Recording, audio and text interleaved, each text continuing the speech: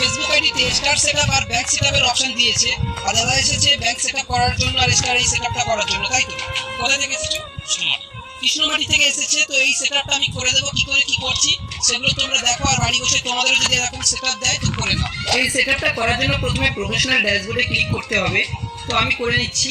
তারপর উপরে দেখো মনিটাইজেশন যে সেকশন আছে, মনিটাইজেশনে ক্লিক করতে হবে। আর এখানে দাদা স্টার সেটআপ দিয়েছে আর ব্যাংক সেটআপের অপশনও দিয়ে দিয়েছে। তো স্টার সেটআপে ক্লিক করার পরে এটা দেখতে পাচ্ছি এখানে অ্যাড পে আউট অ্যাকাউন্ট সেটআপের কথা বলছে, কারণ স্টার সেটআপ অলরেডি করা হয়ে গেছে, কিন্তু পে আউট সেটআপটা করতে হবে।